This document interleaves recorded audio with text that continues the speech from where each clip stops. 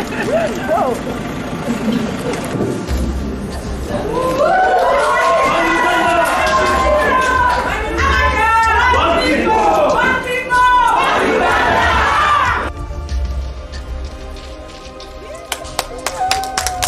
law allows that if you are denied court bail here, you can go to the High Court, where we went. And the drama in the High Court, you all saw. I think the whole system that is supposed to deliver justice to this country is really betraying our country. Because even the prosecutor should have known that you don't do that. He did it. Now the ruling that was made that we were there wrongly is a ruling we don't agree with. We shall not let that precedent remain on our books of law, practice and procedure. Good afternoon to you all our followers. How are you doing? I hope everything is fine. This is Global TV Ugandan. My name is Usima Alvin. I'm not always alone. I'm with Pade Brand, Magezigawa Kaima, to give you full analysis of information as it happens here in the country Uganda, Kampala, the capital. Mr. Pade Brand, say hi to our beloved followers. I would also like to greet you. Good afternoon. I hope you've had a very wonderful time. We are in a weekend and today is a Saturday. I thank you for following us, sharing our videos, subscribing, but at the same time I do continue asking you to do the same. We will always be grateful. He is Pade Brand. To those who are new on the platform, I would first urge you to subscribe and probably share that link with friends and let them know what happens here at Global TV Uganda. So here we are. On the 1st of July 2022, Dr. Kiza Besigye, former presidential candidate, was released. And on his release, he called upon Ugandans to come on a strike because of the rising prices of commodities in the country. You know, the situation has not been stable for the last 5 to 6 months. The situation has not been stable, especially in the finance sector or the economic sector. Yes, in the economic sector, prices of essential commodities have risen. Cooking oil, and they are still on the rise. Cooking oil, soap, and the sort of kind. But on the release of Dr. Kiza Besigye yesterday, he called upon Ugandans to strike. Yes. And I would like to get your view about Dr. Kiza Besigye's arguments. First of all, I want to say that at one time I did tell our viewers and whoever now joins us that for the struggle we have here in Uganda, political struggle intended to see that the era of the President of Uganda, His Excellency Yoweri Kaguta Museveni, coming to an end. This is in the leadership of him, the man, the retired Colonel Dr. Kiza Besigye. He is the owner of the struggle and he is the master behind all this. Now him realizing that probably those of those among him on the other side of the opposition, they may not be doing enough. I think Dr. Kiza Besigye, as being a man whose intentions have always been pro-people, he has said, let me do it all alone. But we should also understand that this helps him to rebrand himself. For sure, it is so much known that Dr. Kiza Besigye did not stand for the 2021 presidential elections. And here came a new kid on the block, and that is Honorable Robert Kyagulanyi Ssentamu. So at the end of the day, when he came onto the political landscape, I do believe this somehow questioned the position of the retired Colonel Dr. Kiza Besigye, because if you can realize, these are people who have the same record of the electoral votes, the total number of votes. If you can remember, Dr. Kiza Besigye Dr.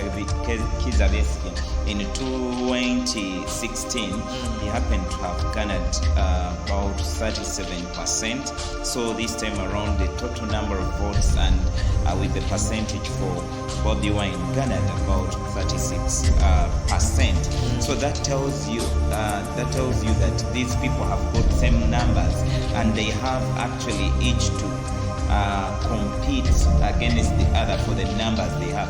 Unless that one of them has to step down for the other, then the other can be very well comfortable that I'm in the opposition lead and I'm in this lead comfortably. Is that very possible with people like Honorable Chagulanyi and Mr. Besigye? Because if Besigye decided to step down for Bobby Wine, okay, like in the recent elections we saw it, Besigye decided to step down for Honorable Chagulanyi, though Honorable Chagulanyi did not coordinate with the rest for them to step down for him as a leader of opposition.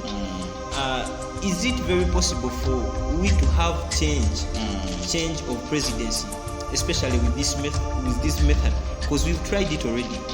We saw the key political leaders in the opposition, one stepping down for the other. By the way, you've brought in a very good question. Ugandans have always said that if the opposition ganged up and they had one candidate to represent them against the incumbent, and we have always known this is President Yoweri Kaguta Museveni, perhaps they can do a miracle and see President Museveni won in an election.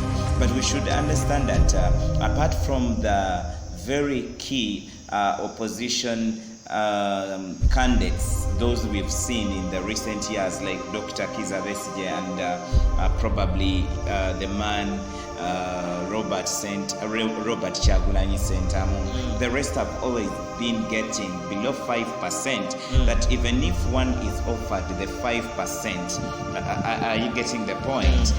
5% of the votes that the rest get, because if you have the third runner getting about 1%, 2%, 0 point something percent, all added together for the rest of those in the opposition cannot go beyond 5%. So if you are this Robert Chagulanyi and you've got 36%, so if you added the 5%, still that would take you to 41%, and you would not have done enough to host President Museveni. I want us to first look at that thing deeply.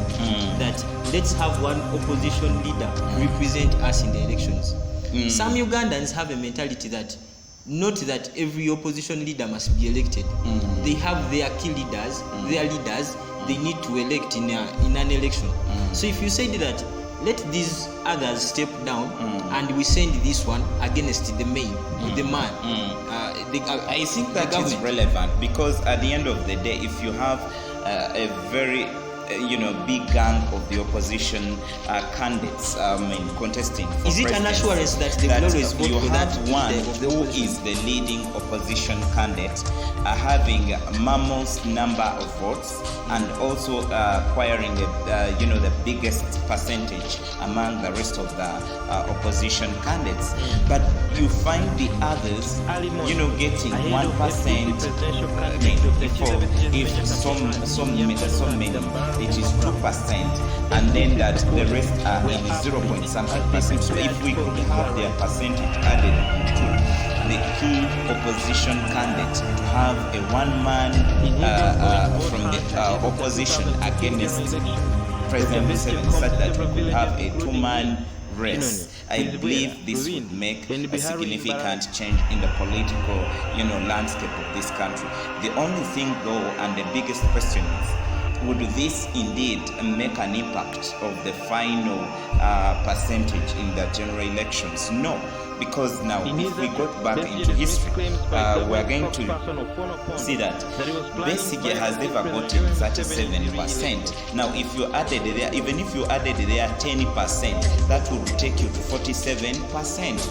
And that for the rest of the opposition candidates, apart from the key candidature, you find that they don't make even 5%, 6% is hard.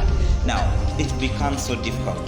Then the other thing which I've shared with our viewers a few days ago, this answers all the other questions.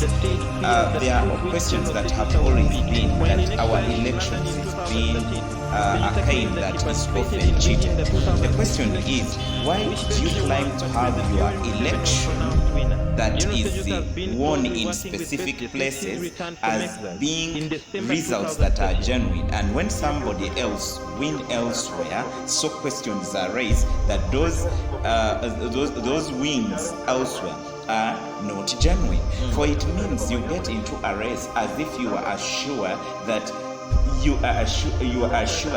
for I will have to win. So if you go into this race very well sure that you are going to win, why can't you just declare yourself as the winner of the election without having to contest and putting our country? I've been speaking about the strong divisions in our opposition. If we ever tried that strategy of bringing out one candidate of the opposition, I don't know how it will make Ugandans desperate. If I was to vote for Kabuleta, I won't vote for him, let me vote for Besigye because Kabuleta has not come. I'm just wondering how it will look like. But either it is of two-way traffic that someone might want Kabuleta as a person, and if not Kabuleta, they might not vote Bobi Wine or even Kiza Besigye, and they go on voting President Museveni, or they can vote either Besigye or Bobi Wine, whoever stands. So it's not automatic that even when you come up with the one-man opposition candidate or candidature, that people in Uganda, the citizenry, the voters will vote that specific person if they are connected to yet other people. So going back to the main theme of today, Kiza Besigye, Dr. Kiza Besigye urged the masses to come out and strike. I want us to look at the relevance of this statement. Will it make any difference? Because in this country, I know, everything is possible. Of course, we know that what makes Kiza Besigye is FDC, Forum for Democratic Change, and that the Forum for Democratic Change so believe in Defiance, and Defiance is a retired Colonel Dr. Kiza Besigye, and Kiza Besigye is Defiance himself. So at the end of the day, that he's grown politically and reached this experience to see himself as a defiant man. Now, as to whether this would bring up a significant change in the events of things, I tend to doubt it, because we've seen him doing this time and again, but it has failed. Though he has not lost hope, he still has that hope that if we don't host President Museveni democratically, so we can try other means, probably through a revolution. Now, being a revolutionarist and having that success kind of optimism way back in 1986, because he was part of the Bush rule, I believe this is what keeps his dream alive, but it might not work out here in Uganda. As we are calling him a product of FDC that deals with Defiance, we should not forget that he's going to deal with the NRM, that is National resistance. Movement. So who's Defiant? So whatever it is, it will be forces at work. Forces of defiance against forces of resistance. But another thing, this man is an architect of defiance and of anything. Should he have been that lucky to see that Ugandans rally behind him, if possible, those in the opposition rally behind him to see this cause come a reality, I think he would be this good architect that really brings out an architecture of a thing. He has called Ugandans that we can start with 5,000 Ugandans going to the streets or even the roads, involving in a strike against the situations we are living, and that we can double to 10,000. So his biggest question is that if we are 10,000, how many of Ugandans will the police and the authority be able to arrest and imprison? I think that would be something that would overwhelm the authorities. Is he calling upon people to fill prisons? What he's targeting is, politics is a dirty game, and everybody has to use their, sometimes sting a kind of tongue to have to reach their interests. Now, with him, he's targeting that if Ugandans can get to the streets, then we'll see what we saw in Egypt against Muhammad Morsi, if I'm not mistaken. Is it Muhammad Morsi or Hussein Mubarak? Yes, of course, in Egypt. And so what we saw in Sudan against Muammar el-Bashir. So he thinks this can be possible here in Uganda. But my call to the fellow Ugandans, we do not want to see such a thing happening.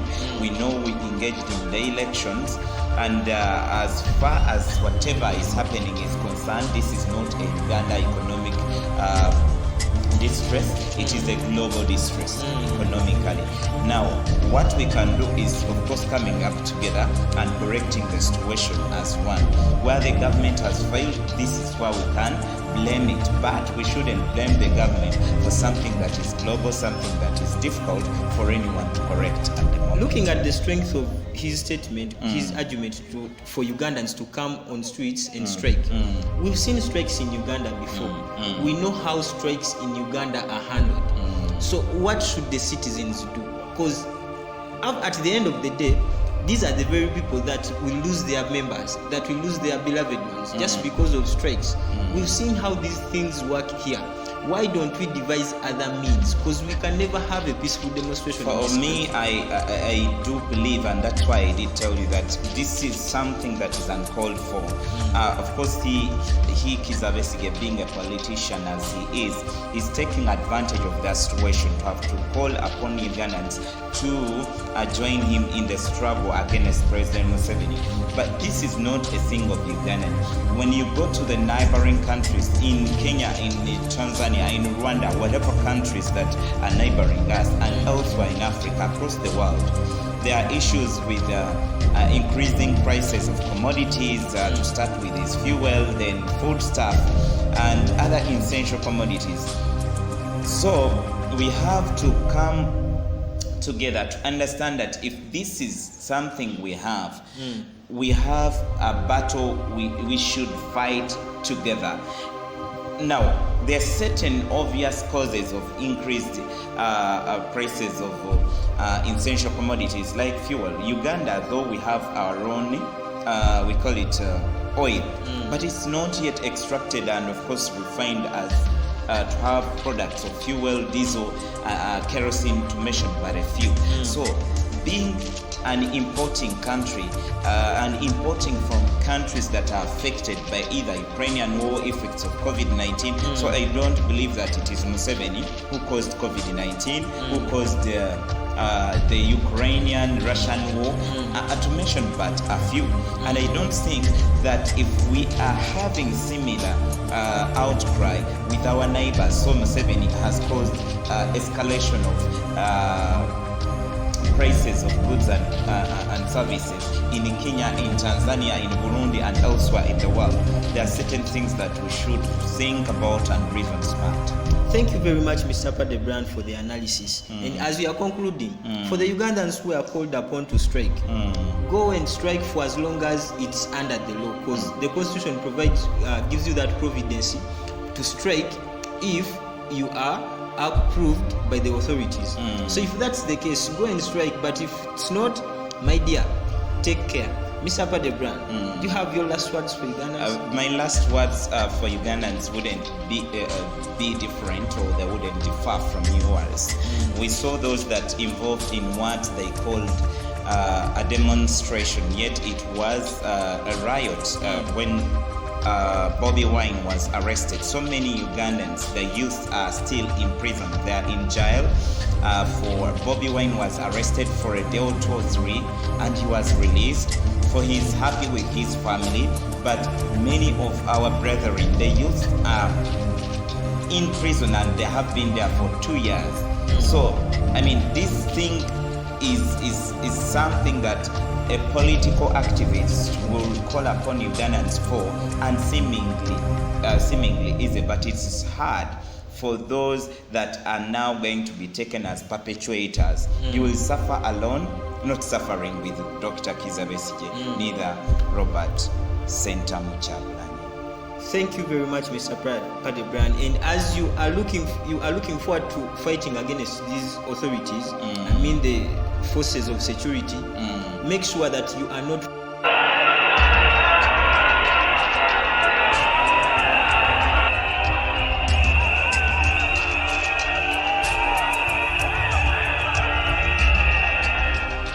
In his address, Besigye dismissed claims by government spokesperson Ofono Pondo